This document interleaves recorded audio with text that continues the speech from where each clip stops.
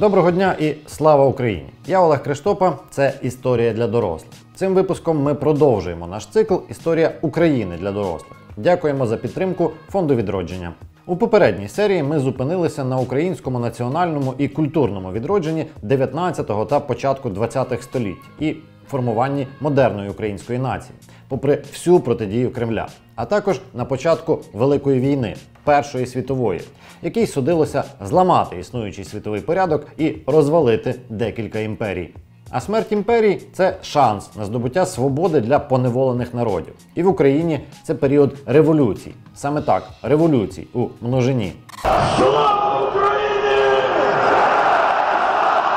І про гасло «Слава Україні» поговоримо. За нього росіяни зараз українців вбивають, як мужнього полоненого Олександра Мацієвського. А сам слоган називають лозунгом фашистских коллаборационистов из числа украинских националистов, которые воевали на стороне гитлеровской Германии. Брешуть, як завжди. Лозунг виник набагато раніше, а став популярним саме в період революцій. І тоді ж, на думку одного воєнного злочинця, відбулося страшне. Хтось створив Україну. Україна імені Владимира Ілліча Леніна. Он її автор і архітектор. Чому Путін несе цю дичину і що було насправді? Давайте розбиратися.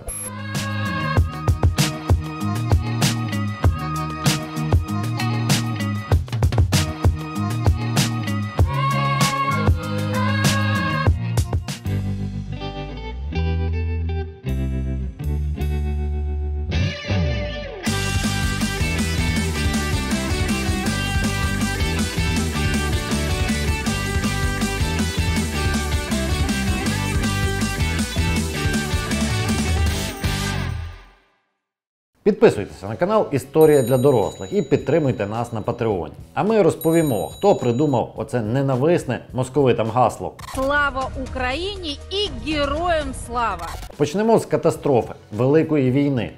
Далеко не факт, що саме ця війна була найпершою світовою. Деякі історики так називають 30-літню війну 1618-38, де весь католицький світ зійшовся у борні зі світом протестантським. Плюс католицька Франція, яка виступала за протестантів, з власних міркувань. А от Вінстон Черчилль Першою світовою називав Семилітню війну 1756-63. Вона, мало того, що втягнула у свою круговерть всі європейські держави, так і відбувалася ледве не на всіх континентах, окрім хіба що Австралії. Але Велика війна стала реально гігантською. За рівнем жертв, перший лік полеглих пішов на мільйони. Відбулася перша гонка озброєнь, і то найновіших – далекобійної артилерії, авіації, танків. Цивільні стали легітимною ціллю, і їх загинуло навіть більше, ніж солдатів. Мотив – нищення ворожої економіки, яка теж стала об'єктом атак. Усе це завершилося катастрофою для розпалювачів війни – Австро-Угорської, Німецької, Турецької та Московської імперій. Москва потрапила до списку розпалювачів тому, що саме вона перетворила локальну австро-сербську війну на світову бійню. Вона першою з країн-учасниць оголосила повну мобілізацію і напала одночасно на Німеччину та австрійську Галичину. У 1915-му відкрито заявила мету – захопити нарешті сакральний Константинополь. Але окрім нетривалого успіху в Галичині, із загарбаннями у Московії якось не склалося. Скоріше, навпаки. Началось так называемое «Великое отступление русской армии». Втома від воєнних негараздів і поразок наростала. Депутати Держдуми вимагали підзвітності уряду, князі плели змови, революційні партії вели антивоєнну і антиімперську агітацію. Невпинно дорожчав хліб. Цар Микола II вирішив все виправити сам. У 1916-му призначив себе головнокомандувачем армії і переїхав у Ставку, облаштовану в білоруському Могильові. А в тилу запровадив продрозверстку, тобто насильне вилучення хліба у селян. Саме так, ідею примусово відбирати чуже, якщо тобі дуже хочеться, придумали не більшовики, а їхні попередники. У відповідь селяни почали сіяти менше пшениці, а ту, що є, ховати до кращих часів. Інфляція злетіла до небес, а у столицях довелося вводити продовольчі картки. Як це все знайомо, правда? В Взимку 16-17 років ХХ століття вдарили люті снігопади, які добили імперську логістику. Постачання продуктів до великих міст майже припинилося. У Петрограді почалися голодні бунти. На їх придушення кинули солдатів, а ті приєдналися до повсталих. Першим це зробив лейб-гвардії Волинський полк. Цар послав нові війська, але наказ штурмувати власну столицю дати не наважився. Зрештою, Микола зрікся влади, яка перейшла до тимчасового уряду, утвореного Держдумою. Імперія була оголошена республікою, а у гербового орла відібрали корони, скіпетр і символіку поневолених земель. І тут же почався перший парад суверенітетів – оголошення незалежності народами імперії. Деякі тимчасовий уряд визнав, як от польську, деякі ігнорував, як от фінську, а на деякі відреагував різким спротивом, як от на українську. Хоч у Києві тоді декларували навіть не незалежність, а лише автономію у складі Російської Республіки.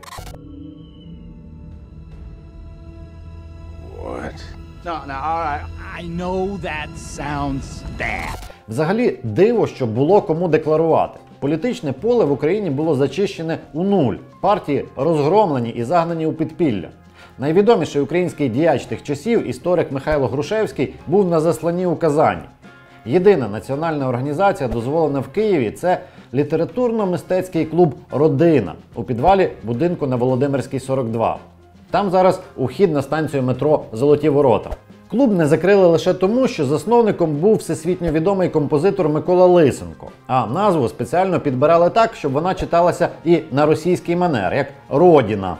Насправді там засідало підпільне товариство українських поступовців, такий собі національний координаційний центр. І вже на наступний день після зречення імператора у підвалі була створена Українська Центральна Рада.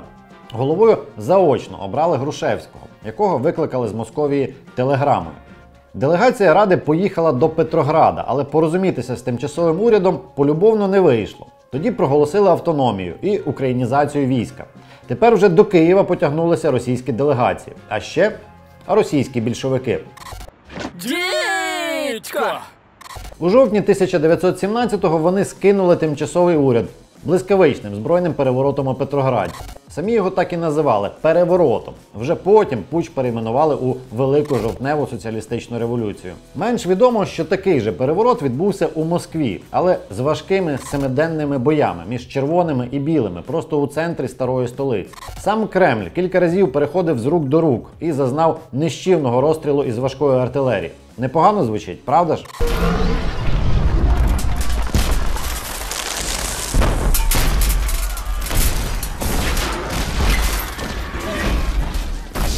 Ще менш відомо, що аналогічні заколоти у жовтні-листопаді більшовики готували ще в Києві та інших українських містах і зазнали повного провалу.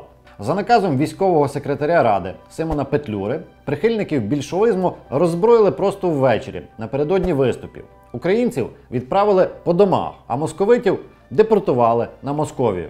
Тоді штурмувати Київ пішов збільшевичений 2-й гвардійський корпус російської армії, але його вдалося оточити і роззброїти генералу Павлу Скоропадському, нащадку гетьмана 18 століття. І так, у десятках міст одночасно. Здебільшого все відбувалося безкровно, лише подекуди, як в Одесі, перемогу довелося здобувати в бою. У результаті по всій Україні перемогла не більшовицька, а національна революція. Українська Народна Республіка стала де-факто незалежною.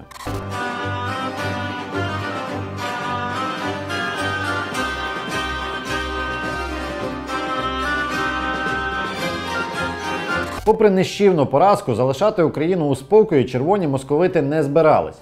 Ленін з Троцьким і Сталіним надіслали до Києва ультиматум, де начебто визнали право українців на самовизначення, але тут же пригрозили війною, вимагаючи покори. І незабаром таки вторглися, але специфічно. У грудні 1917-го більшовицькі війська під командуванням Михайла Муравйова майже без бою зайняли найближче до кордону губернське місто УНР – Харків. За спогадами очевидців заходили з плакатами «Смерть буржуям і українцям». Але тут же проголосили маріонеткове більшовицьке утворення – Українську Народну Республіку РАД у складі Російської Федерації. І продовжили наступ на Київ, вже під виглядом Української радянської армії. І це той момент, за який Путін вважає Леніна творцем України. Як Україна-то складувалась? Хто її создав-то? Ленин Владимир Ильич. Чому? Бо більшовицький вождь фактично відкинув довоєнну концепцію триєдиного общеруського народу, що складався з великоросів, малоросів і білорусів. Натомість дозволив в лапках українцям вважатися окремою нацією і називатися українцями. Ви уявляєте? Начали как бы разделять единый русский народ. По суті, Ленін був таким самим загарбником і поневолювачем, яким намагається стати Путін. Але вождь пролетаріату до революції виступав проти усіх імперських практик, зокрема і проти національного гноблення. Саме він у 1914-му назвав Московію тюрмою народів і обіцяв визнання національних прав. І не міг відкинути ці свої програмні постулати. Тому обрав гібридний спосіб загарбання України. Армію вторгнення назвав повсталими українськими робітниками і селянами, а війну – громадянською. Нет на востоке Украины никаких российских подразделений. Это все местные граждане. Це дозволяло йому загравати з українськими соціалістами, яких таки було чимало. Мало того, з них складалася і сама Центральна Рада. Більшовики її називали буржуазно-націоналістичною, хоча у ній був тільки один націоналіст – харківський адвокат Микола Міхновський. І він з Ради невдовзі сам втік. Бо українські соціалісти, щойно перемігши більшовиків, почали творити свою соціалістичну дичину. Наприклад, скасували приватну власність на землю. А ще хотіли зробити гербом УНР плуг на знак прихильності до трудящих класів. Тільки стараннями Грушевського гербом таки став давній тризуб князя Володимира Великого. Генерала Скоропадського, який захистив столицю від російського наступу, відправили у відставку, бо він аристократ і поміщик. Військового секретаря Петлюру теж позбавили посади за звинуваченням у бонапартизмі і розпалюванні війни з Московією. А ще розпустили українізовані частини імперської армії. Бо навіщо вони, якщо в Петрограді владу взяли теж соціалісти, і з ними можна буде домовитися? Ні. Американському гангстеру Аль Капоне приписують фразу «добрим словом і пістолетом можна добитися більшого, ніж просто добрим словом». Це відчула Центральна Рада. Її добрі слова розбивалися об стіну московської брехні, а пістолета, тобто армії, не виявилося. Країну кинулися захищати добровольці. Симон Петлюра на чолі власного добробату, гайдамацького коша Слобідської України, кинувся вибивати більшовиків з Харківщини. Але вони прорвалися з півночі і прикривати столицю кинули українських курсантів-юнкерів та студентів. Ті ненадовго стримали червоних під Крутами і розібрали залізницю, чим зупинили ворожі ударні бронепотяги. Центральна Рада за цей час спромоглася здобути другий після армії необхідний складник перемоги – союзників. УНР здобула визнання і підтримку від Берліна та Відня взамін за постачання харчів, бо у Німеччині вже панував голод. Але найголовніше – на Брестській мирній конференції незалежність і повноваження Центральної Ради визнали більшовики. Україна офіційно перемогла у своїй першій у 20 столітті війні з Московією.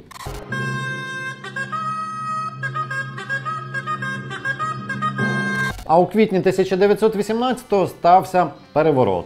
У Києві пройшов такий собі з'їзд хліборобів. Це було не дивно, тут постійно якісь з'їзди відбувалися. От тільки цей взяв і проголосив про розпуск Центральної Ради і обрав гетьмана Павла Скоропадського. Його супротивники називають це саме переворотом, ініційованим німцями, щоб навести у розбурханій революцією країні порядок і налагодити обіцяні поставки харчів. Прихильники ж гетьмана назвали цю подію консервативною революцією. Вона справді мала прихильників, передусім колишніх аристократів, чиновників, землевласників. Велику роль зіграла і Українська демократично-хліборобська партія Миколи Міхновського. І гетьман справді взявся наводити порядок. Запровадив новий герб, де поєднав тризуб з старим символом війська Запорозького – козака з мушкетом. Сформував більш дієвий держапарат з колишніх офіцерів, чиновників та навіть жандармів. З них сформував спецслужбу – державну варту. Взявся розбудовувати військо. За планом воно мало бути чвертьмільйонним і добре організованим. У Гетьманській гвардії, сердюцьких полках, запровадив нове вітання. Слава Україні! Гетьману слава! Ну, як нове? Воно було відоме і раніше. Ще у Тараса Шевченка зустрічаємо «Наша дума, наша пісня не вмре, не загине. От де люди наша слава, слава України».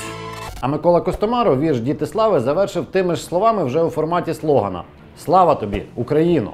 Як привітання «Слава Україні» вперше використали українські студенти Харківської політехніки, які у 1900-му створили першу на Надніпрянщині національну політичну партію – Революційну Українську.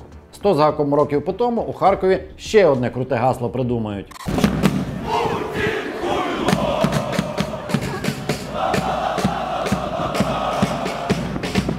Але повернімося до гетьмана. Ілюзій до більшовиків у нього не було, тож він проти них почав боротися. На північному кордоні з Московією від українського Стародуба до українських теж Білгорода і Валуйок влаштував демілітаризовану зону, куди відсилав російських офіцерів-біженців, хай там зі своїми червоними земляками куйовдяться.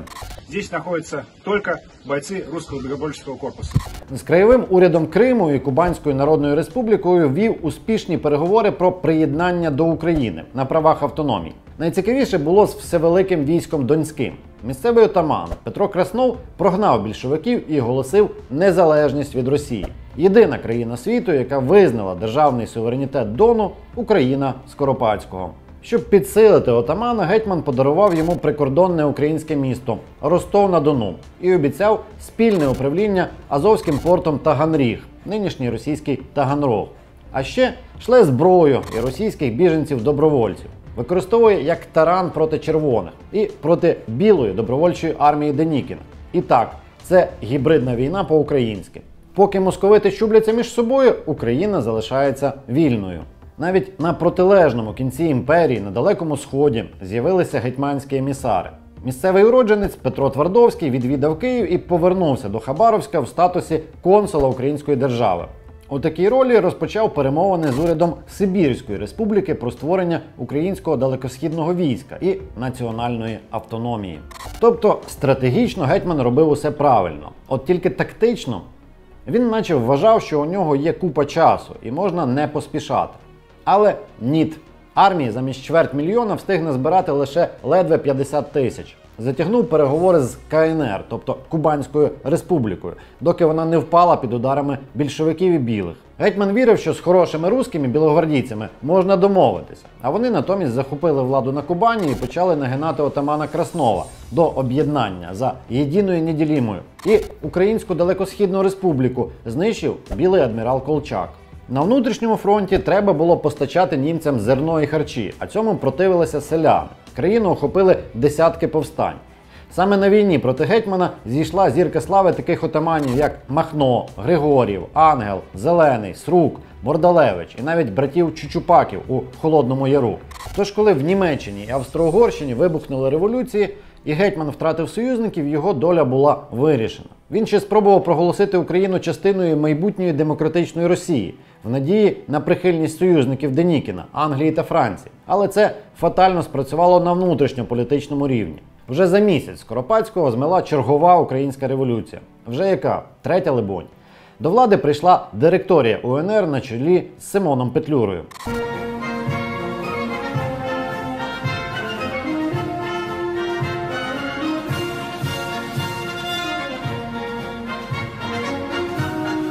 Паралельно з цим розпадалася Австро-Угорська імперія, яка володіла Галичиною і Буковиною. І там була проголошена незалежність. Але Буковину невдовзі окупувала Румунія, а за Галичину розпочалася війна з Польщею.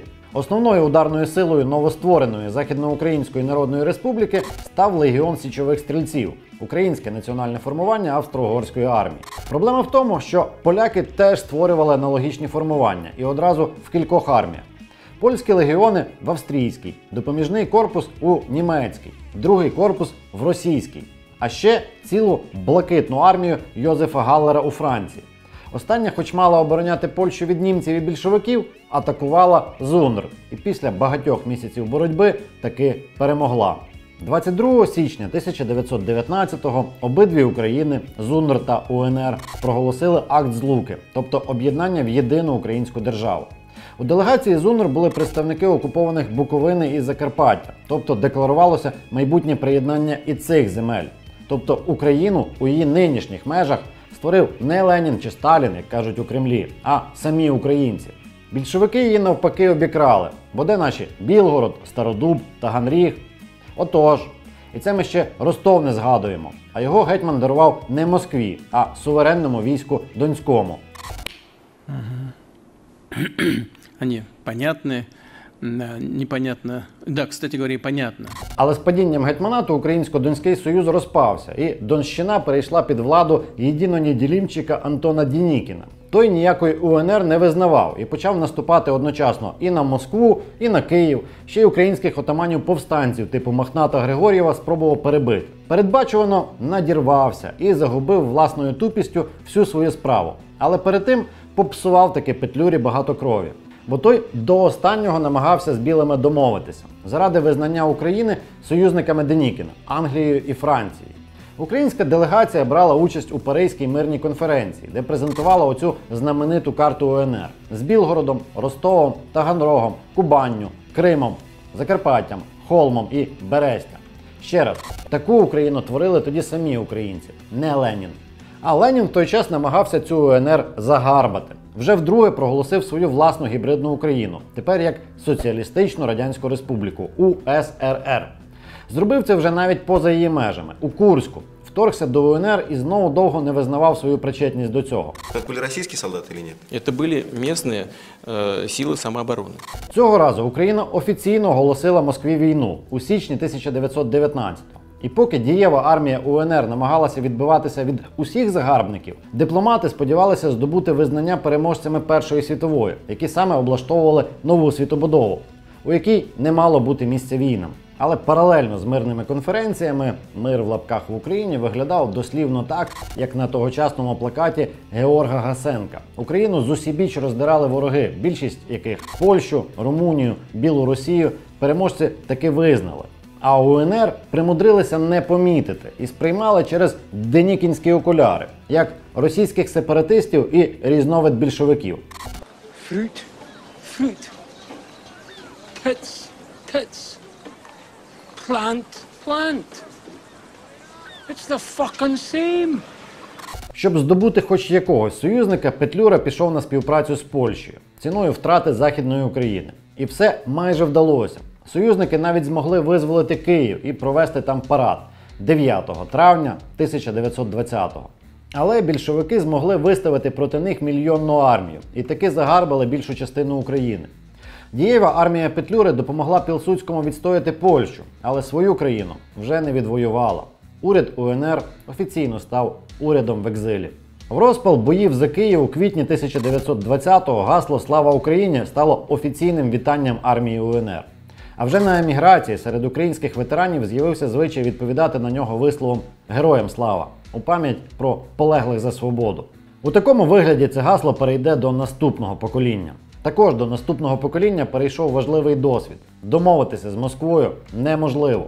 Українська республіка впала під синхронними ударами як червоних, так і білих. Хороших росіян не виявилося ні серед одних, ні серед інших. Але уряд УНР таки повернувся до України зі здобуттям незалежності. У 1992-му останній президент УНР в екзилі Микола Плав'юк передав повноваження та атрибути влади новообраному президенту України Леоніду Кравчуку. Сучасна українська держава стала офіційним спадкоємцем УНР. Цікава деталь. Оголошена у 1919-му Друга російсько-українська війна між УНР і Радянською Московією так юридично і не закінчилась. І розгорілась наново у 2014-му, коли Москва знову напала. Як і колись, спочатку гібридно, а потім відкрито. Світ же у 20-х роках 20-го століття вирішив, що досить уже війн. Була створена Ліга націй, прообраз ООН, де представники усіх країн могли і мали знаходити порозуміння без конфліктів. Україна туди не увійшла. На наших теренах бойові дії у вигляді численних повстань тривали до 1932 року. Щоб випустити пару і задобрити українців, більшовики у цілком ленінському стилі дозволили українізацію і культурне відродження. А чим це все закінчилося, розповімо вже в наступній серії. Не забудьте підписатись на наш канал, щоб нічого не пропустити. А ще поставте лайк цьому відео, щоб його побачило якнайбільше людей. І за можливості підтримуйте наш проект на Патреоні. До наступної епохи! Слава Україні!